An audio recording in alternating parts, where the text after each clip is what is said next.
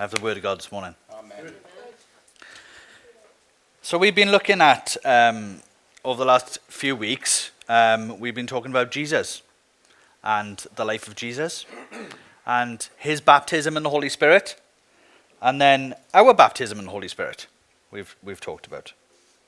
And previously, Seb has shared on the love of God. And the phrase that he used hasn't left me because I think it's excellent. What's the most loving thing that we can do in any given situation? That's where our focus should be. What's the most loving thing that we can do? And that's, as I said, has been with me, and it's been mulling through my mind, and then I just started thinking of the stories, and we were instructed to read the Gospels, any four of them. Doesn't matter which one, but any four will do. And it's full. Yeah. It's full of the most loving thing, which is compassion. So this morning I'm going to talk about Christ-like compassion. Okay? So the compassion of God, the compassion of Jesus, and how we need Christ-like compassion. We need the mentality of what's the most loving thing that we can do.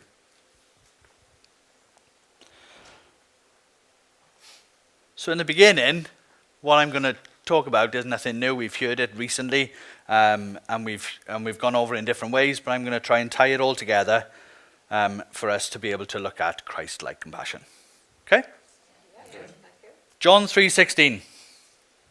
For God so loved the world, so loved. He was moved. His very nature for us is compassion. It's love. God is love. And God acted on this love by sending Jesus to enable us to be made right with him. Jesus paid all our debts. Done. There's no lingering anything left over. You've got next month, you've got to pay the remaining interest from last. No, it's done. It's paid. It's gone. And John 5:19 says, Jesus gave them this answer. Very truly I tell you, the Son can do nothing by himself. He can do only what he sees his Father doing, because whatever the Father does, the Son also does. So God is love, and so is Jesus. Jesus can only do what he sees the Father doing. So Jesus can only act with love in the same way that God did.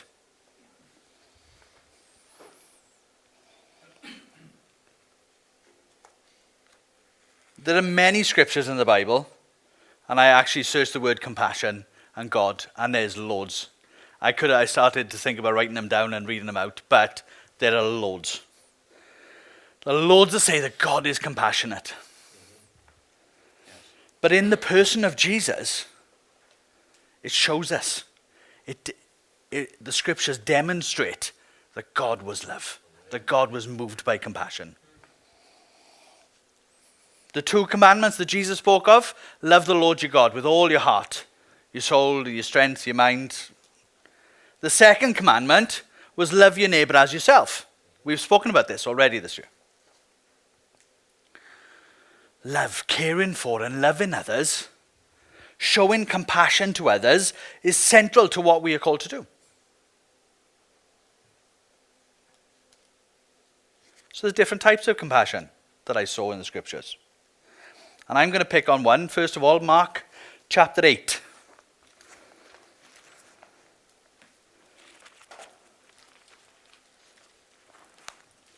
Matthew, Mark.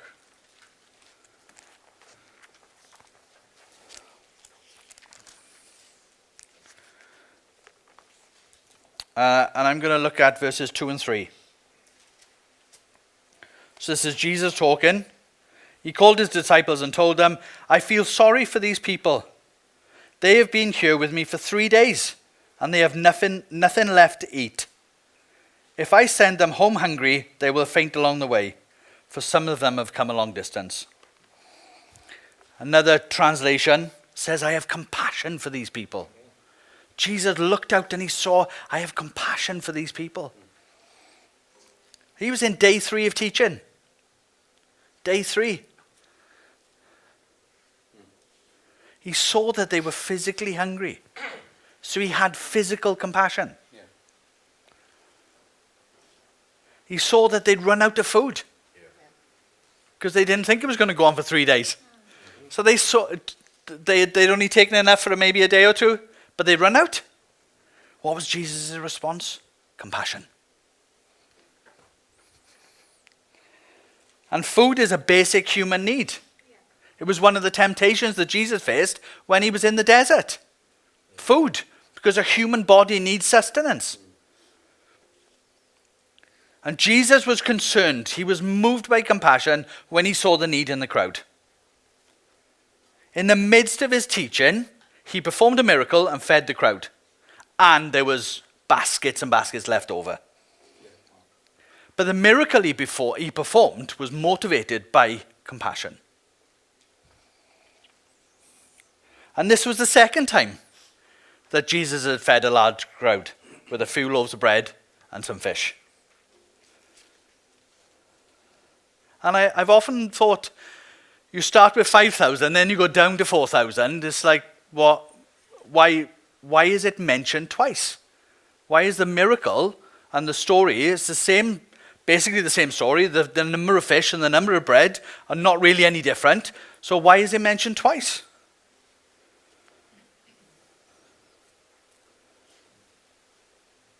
What's the takeaway from these two stories? What have we got to learn from it? And it wasn't about the miracle, because Jesus did lots of miracles. It wasn't the focus on the miracle. While the miracle is amazing, and it is a miracle, and it's wow.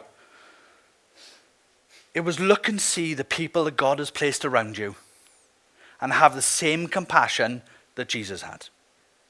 The people were around him, and he looked and he saw them, and he was moved with compassion. Yes. That's what we need to take away from that lesson. Yes. Jesus had compassion for people's physical needs. And we have the same ability. We can have the same compassion towards others by caring for other people's needs.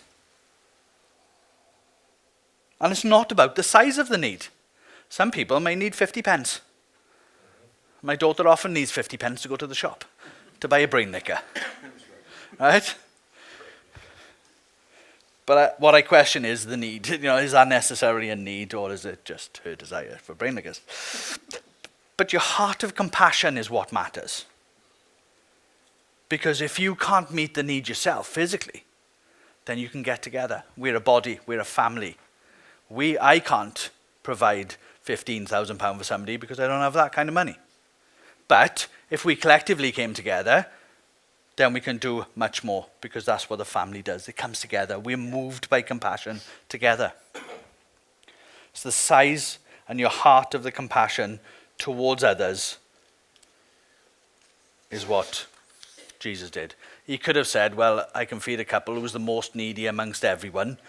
There's a couple of people who need to eat physically because of their medical condition, so let's just give them the food. But no, what he did was, I want to feed everyone. He had a compassion and a heart for everyone that was there, not just those who desperately needed it. Luke chapter 7.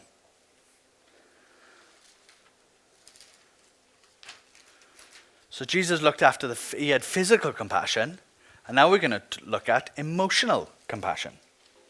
Luke chapter 7, verses 11 to 13. Soon afterward, Jesus went to a town called Nain, and his disciples and a large crowd went along with him. As he approached the town gate, a dead person was being carried out, the only son of his mother, and she was a widow. And a large crowd from the town was with her. When the Lord saw her, his heart went out to her, and he said, "Don't cry." Then he went up and touched the bier that they were carrying him on, and the bearers stood still. He said, "Young man, I say to you, get up." The dead man sat up and began to talk, and Jesus gave him back to his mother. This boy, his only boy, was all she had. Jane just got up. This boy is all she has. It's her life. He is her life. And this woman She was distraught. She was a widow. All she had left was this son who had died. And Jesus saw. He had only just rocked up to the town. He saw, and immediately his heart went out to her. He was moved with compassion. And again, Jesus is on his way somewhere. He's always going somewhere.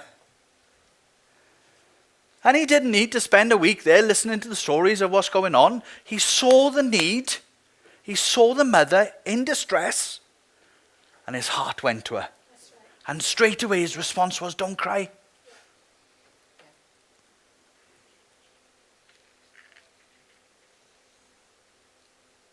She was devastated, as I can only imagine, and I really don't want to experience. But she was devastated, and Jesus was moved. Moved to not just go, I love her. That's tough, innit? But he was moved with compassion, and he did something. His compassion turned into action. Love speaks like this, action. Yeah. And again, his compassion was what motivated Jesus to do something about the situation.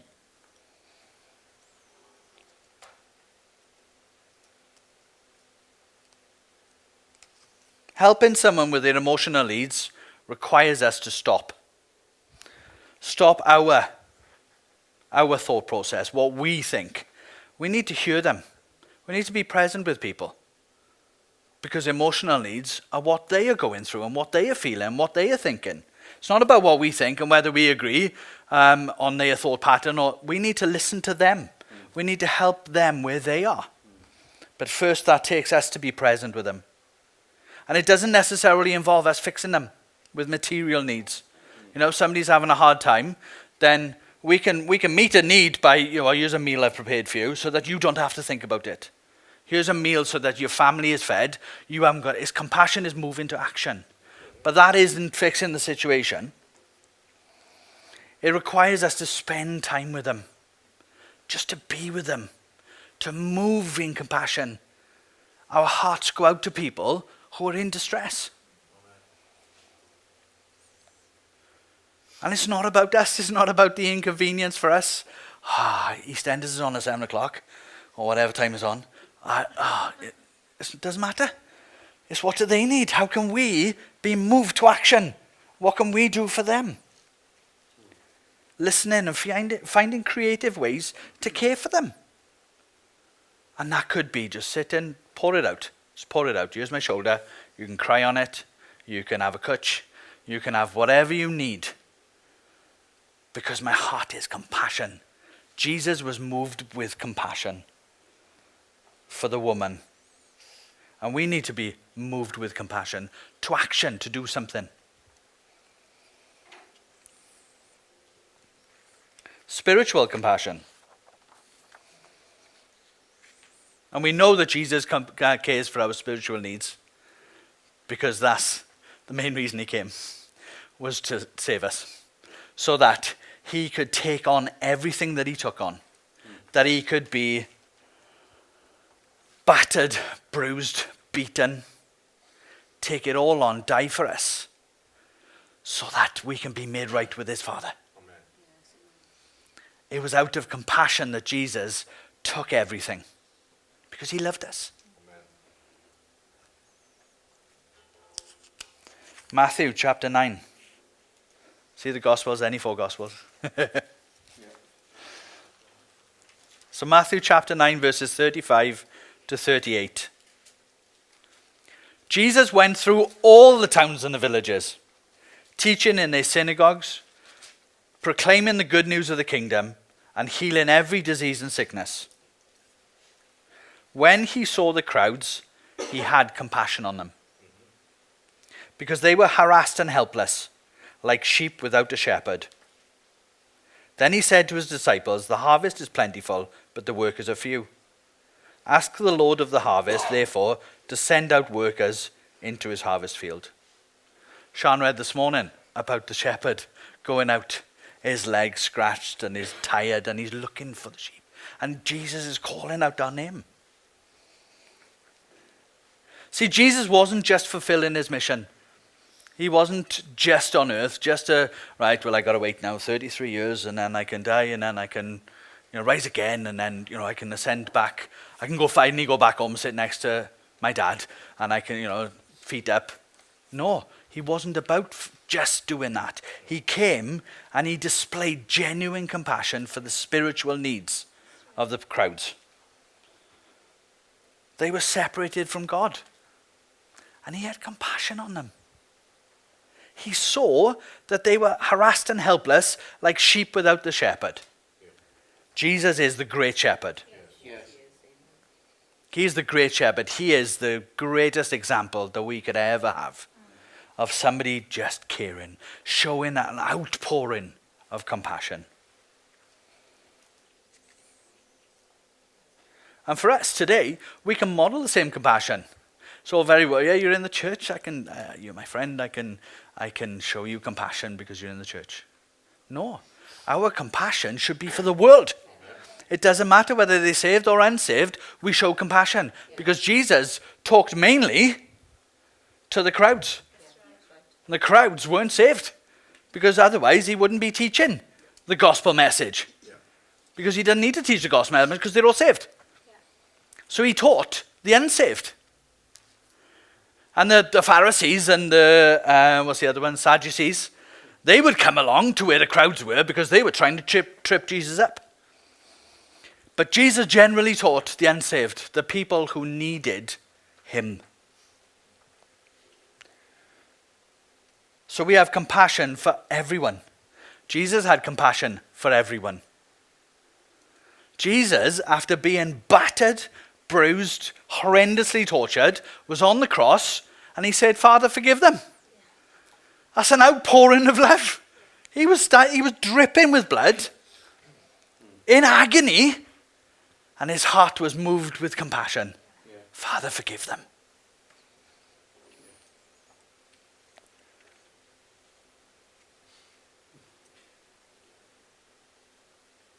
We might know someone who is struggling. Maybe struggling with their faith. Maybe they have questions because of a situation they're facing. And it's hard. And the situation is really difficult and they're questioning why. Maybe you've had an illness and then you've had another illness, then you've had another illness. Like, come on, God, what's going on? Why am I facing all these things?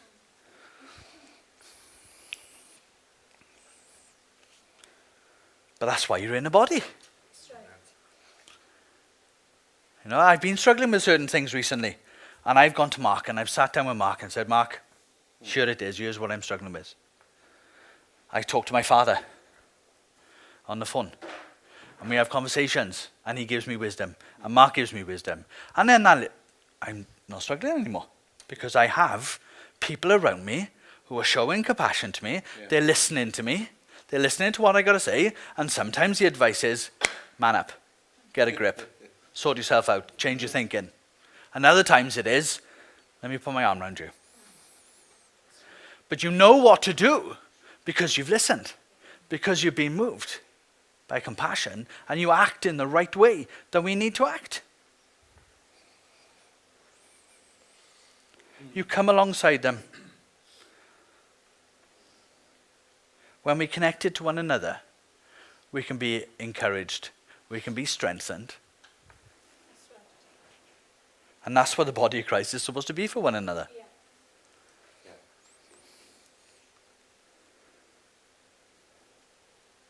And we should be close enough to know when others are struggling. When others are going through something. And other times you need to tell us so that we can act. Because not everything is on the surface. Not everything is plain to see. You can see that people's lunch packs are all empty because they've been teaching for 3 days and there's nothing, looking in the lunch boxes and there's nothing left. So Jesus could see, hang on, 1, 2, 3 days now, they're bound to have run out of food by now. So he could see. But an emotional need is not always. It's mostly internal. You can see symptoms externally sometimes, but emotional is often within. But Jesus gave us a model of compassion that we can embody, that we can mirror. Jesus was the full package. And Jesus' package wasn't just, I'm just going to care for their physical needs. Look, here's a miracle. Ta-da! But he was a spiritual. He looked after the spiritual compassion because that's why he came to die for us, so that we can be made right. But don't worry about the emotional, because once they're fed and once they're saved, they're all right. No, Jesus was everything. He looks after all our needs. All our needs. In everything Jesus did, it was always continuous with compassion.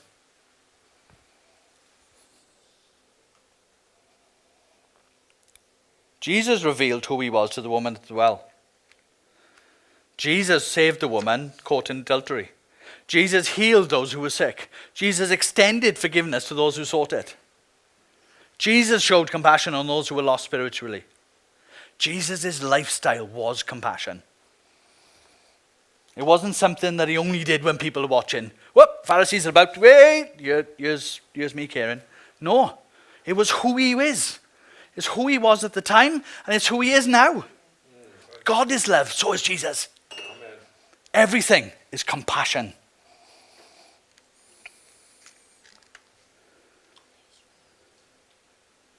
And he lived out his compassion in practical ways that made a difference in the lives of the people. It made a difference. Yeah. That woman, she had nothing left. Her only son was dead. She was a widow. She had nothing. Jesus was moved with compassion. And boy, did that change that woman's life. Yeah. You have turned my mourning into dancing. Boy, her son sat up. I bet she was dancing. I bet she was going, woo, my boy is back.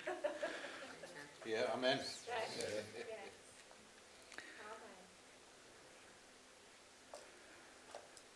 Back to Matthew chapter 9, verse 35 and 36. Jesus went through all the towns and villages, teaching in their synagogues, proclaiming the good news of the kingdom, and healing every disease and sickness. When he saw the crowds, he had compassion on them, because they were harassed and helpless like sheep without a shepherd. See, the ministry of Jesus is not self-catering. Right? It's not half-board. It's all-inclusive. Right? It's all-inclusive. All paid for. One price. All-inclusive. Yes, amen. He didn't want them just to be fed or healthy or spiritually all right. He wanted everything to be right for people. Yes. Yeah, good. I've been reading Matthew and Mark in particular. They were the ones that I really just spent time just chewing over. And I noticed firstly, boy, did Jesus put the miles in. He put the miles in. He was going here, there, and everywhere. Yeah. Back again, left to right, north to south, all over the place. If he had frequent flyer miles, he'd be minted. Do you know what I mean with these things, you know? But another thing, you know, football players or rugby players, they have boot deals. I don't know how many shoes or whatever, Jesus, flip-flops that he went through. Going here, there, and everywhere, doing all this walking. But, you know, there could have been somebody having a good deal. As well as preaching the gospel message, though, Jesus always overflowed in compassion. We've talked about this, about overflowing. And being who God has called us to be, overflowing is already in us, but it's coming out. It's an outpouring.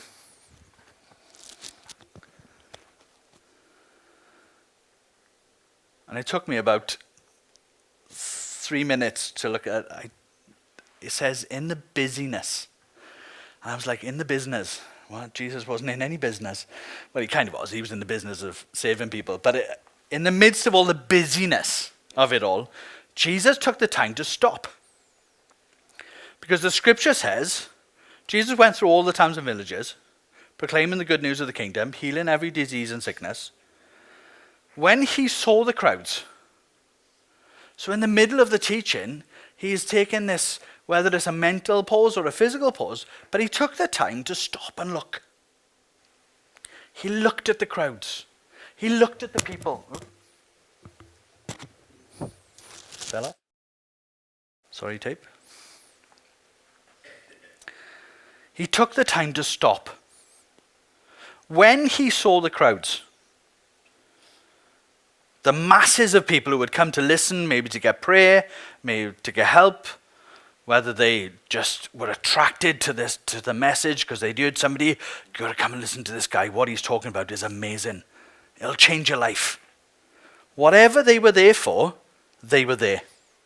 And Jesus, in the midst of everything, took the time to see them. Yes. He saw them. Yeah, that's good. Yeah. But he didn't stop there. Because as well as seeing them, there was something else. He saw them and he had compassion on them. So as well as seeing them, he felt something. He felt for them. When he saw the crowds, he had compassion for them. And for the Hebrews, compassion was often identified metaphorically as the feels. Something in the stomach, the intestines, deep down. You were moved. Have you ever, your stomach is churning when you got butterflies or, that. It's right deep down. That's how they identified it. And in this case, where Matthew says Jesus had compassion on the crowd, deep down, Jesus felt for them. He saw them and he felt for them. Because he was also on earth. And in a human body, he knew what it was like to be hungry. He'd been in the desert for 40 days. Yeah, that's right. It wasn't, bless him, well, I've got, my 20 minutes starts now, so in 20 minutes they can go home. But no, he knew that they'd been with him for 3 days. So he said, I want to move. I've got to move. I've got to do something because they're going to be hungry. If I send them away now, they're going to faint on the way home. And that's not good either. I don't want that. What's your last thing that you heard about my message was, on my way home and I fell, I cracked my head and I got a bump on my head. And, that guy spoke something nice, but blinking heck, my head hurts. It's not a good testimony. It's not a good thing to go and tell your neighbor. So he was moved with compassion. He was like, take your fill. Here's this miracle, but don't worry about the miracle. The thing is, I'm caring for you. I've moved and I've acted on my feelings for you. Deep down, eat. Eat until you're full. Yeah.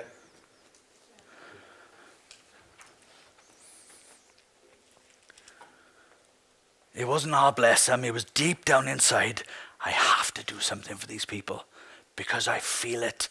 I feel for them. I love them. I want them to be healthy and well and nutritionalized. Well, I don't even know if that's a word, but full. Is that a word?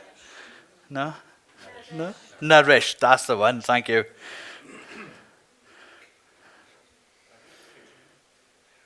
Yeah. I'm going to add right to Oxford. Can you add this word then? Also, they were shepherdless sheep. In verse 36, Matthew says the crowd were harassed and helpless. Sheep without a shepherd. Everywhere Jesus went, there was a crowd. Everywhere. Whether there was the same people and they followed him around or not, or, and add-ons, but there was always a crowd. And as much as he felt for them in their physical, he had compassion for them because they were lost. They were spiritually confused. The Pharisees and the Sadducees were teaching them the law. You must. And Jesus says, love. Yeah. This is the greatest commandment. Love the Lord your God. And then love others as you love yourself. That's right. Not you must obey. Beat you. They were teaching them the wrong message. And Jesus came and said, this is the proper message. Love. Amen. Love one another. Have compassion on one another. Their deepest need was a relationship with Jesus. That's what they needed more than anything else. Their most basic need was to know him because he is the good shepherd. They wouldn't be lost. You're not lost when you have a relationship with Jesus. That's right. That's right. I am the way, the truth, and the life. No one comes to the Father except through me. That's what Jesus said in John 14, verse 6. I am the way. Jesus is the way. We're not lost. We need to follow Jesus. How did Jesus operate? Compassion. He was moved and motivated by compassion and love. Earlier we read in Mark chapter 8 the story of the feeding of the 4,000 plus, because that was just the men. And in verse 5, Jesus says, how many loaves do you have? Jesus put the ball back in the court of the disciples. And then they said, I think this one is 7 loaves and a couple of fish. And then looking at the crowd, there's about 8,000 people here. That's not going to be enough. He took what he had and he blessed it. And as they broke it apart, there was enough. You know, Jesus died on the cross, but he didn't just die for me. His body wasn't just broken for me. You break, there's more than enough of Jesus to go around for the whole world. There's more than enough in Jesus. It's not just for me. Or it's not for a few, because that's all we've got to go around. There was overflow left over. Amen. Overflow. And there was an abundance of more fish and more bread left over than there was number of people, because they'd all had their fill and there was all this left over. Yeah. There's more than enough for the whole world for Jesus to know that Jesus died for them. Yeah. Or for the world to know that Jesus died for them. He puts the ball back in our court as well, Jesus does. Because he says, go and be who I've called you to be. Yeah. You are special. Cheryl said it earlier on. My bike is special. And she said, so am I. And I said, absolutely, you're special. Absolutely. We're all special. Because God has called us all to play our part. We can't all be shoulders, legs, arms. But in the body, we are complete when everyone plays their part. We all have a place. We're all special.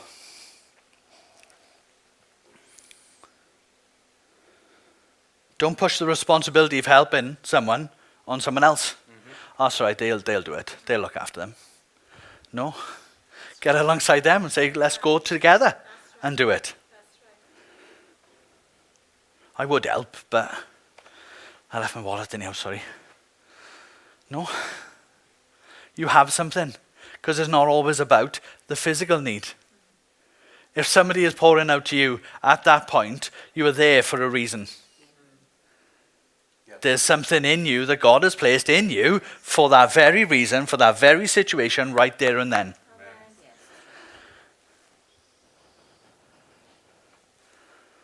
Well, I would help, but playing an egg is impossible to sort out. All things are possible in God. Use what you have. In the feeding of the 5,000, has anyone got any food? And the little boy says, I've got something. It's not much, but it's all I got. You're welcome to have that. It might feed one or two of you. All I have, use what you have, because that's what God has given you. Use it. Yeah. And watch what happens. Yeah. Because God will use you. If you say, here I am, then God will use you.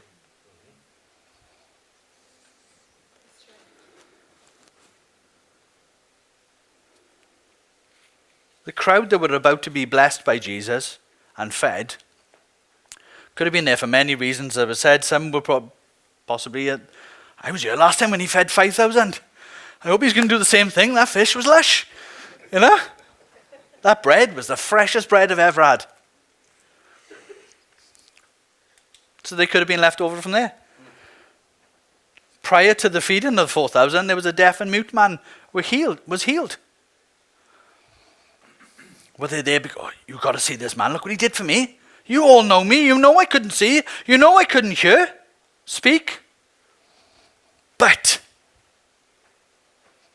come and see him, come and listen to him. Whatever our need, whatever our hurt, whatever our struggle, we have a Saviour who feels compassion for us. He is moved by compassion for us.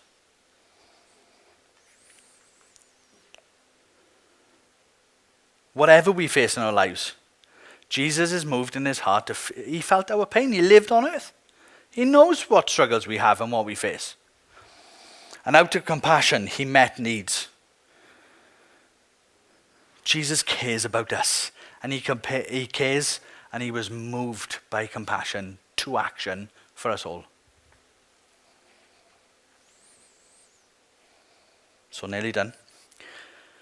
So for us to have the compassion of Jesus, I've got two summaries, two things. Let compassion motivate us to action. Yeah. It's not just God bless him. No. It's all bless him, right? How can I help? How can I? What can I do? Be moved and motivated by compassion to action. Whenever we see the word compassion associated with Jesus, it was always followed by action.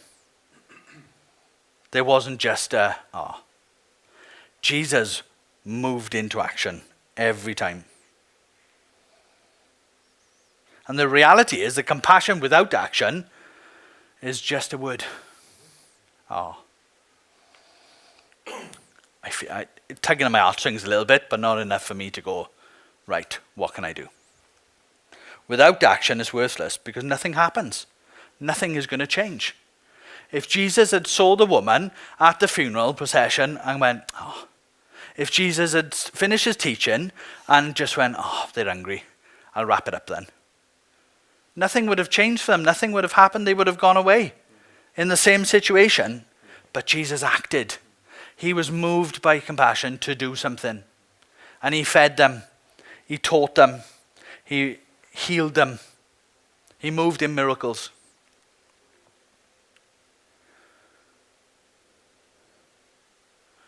Jesus reached out. He made himself available. He taught them. He shared life with them. He went to quite a few people's houses for food and did life because it's a natural thing for us to do. Jesus made himself available. He said, I'm going to clear my calendar. He was on the way to see Jairus' daughter. He was on the way there because people had said, come, Jairus, will you come and see my daughter? And the woman with the issue of blood, he took time to stop because he felt the power coming out. And he looked around, who was it? Who was it? Because he was moved with compassion. He knew. Nothing was ever too difficult for Jesus. He was a busy man. He covered the miles. He was here, then, everywhere. And he rocked up in Samaria at the well with a Samaritan woman. And he was beat. The disciples were off. They were going looking for food because they hadn't eaten for a bit.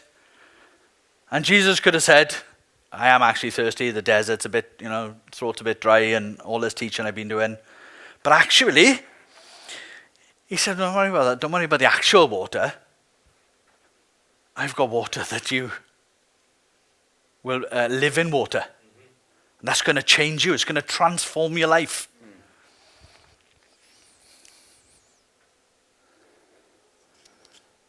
If we want to follow Jesus, we have to be people of action, taking care of physical, emotional, and spiritual needs of us all. And of all the people that we come across. Because that's who God has called us to be. He's called us to be moved by compassion.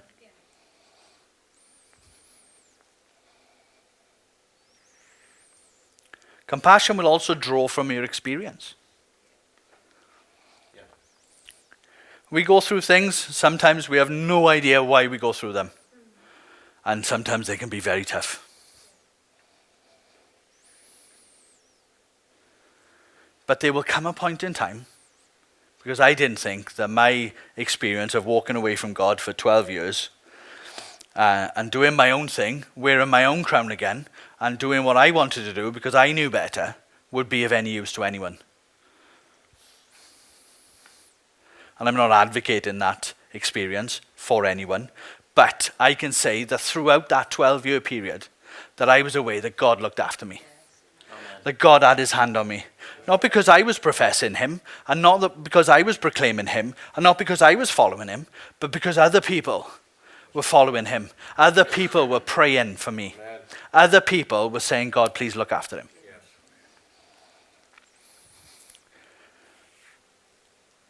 I was able to share my experience with someone, and I helped them to see my side of it, where I was coming from. I knew every time I spoke to my mum, we were praying for you tonight in House in the Home, church group, whatever you want to call it, you know. Oh, we prayed for you tonight. Thanks, ma'am. I'm going out tomorrow to Bosnia, and I'm going here, there, everywhere. We were praying God's protection over you. Here I am. Yeah. And I was able to share that and help a mother Yeah. whose child was following the same route that I did. And I was able to encourage her, just keep praying. Keep praying, because even though I wasn't confessing Jesus, even though I wasn't saying he is Lord, there were people advocating for me, standing for me, and that's what Jesus does. He's there in the throne room, advocating for us to the Father. Jesus understood hunger, and he knew what it was to be in want. And he chose to experience that. He chose to come down and obey his Father. He chose to experience what we go through.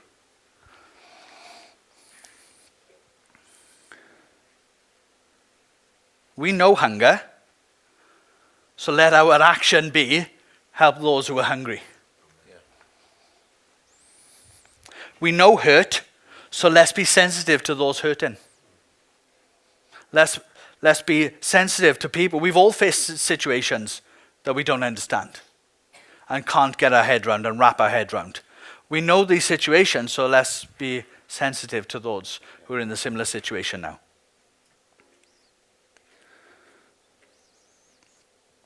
Don't just be, let's do.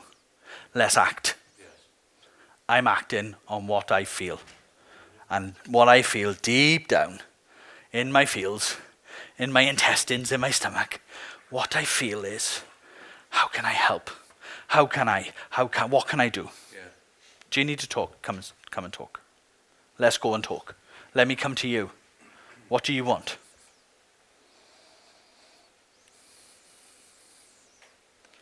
The action of Jesus was compassion. He lived it. He didn't just talk it.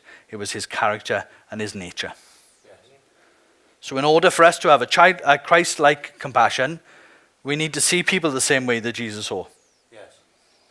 We need to take the time and see the people around us. See where God has placed us.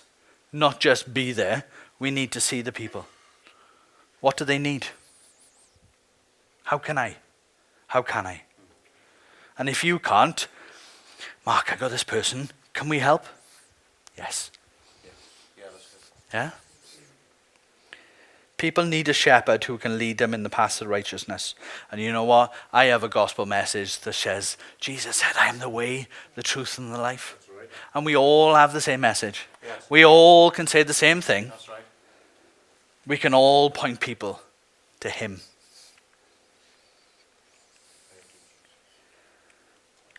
Be like Jesus. Look, see, be moved by compassion, and do and act. Amen.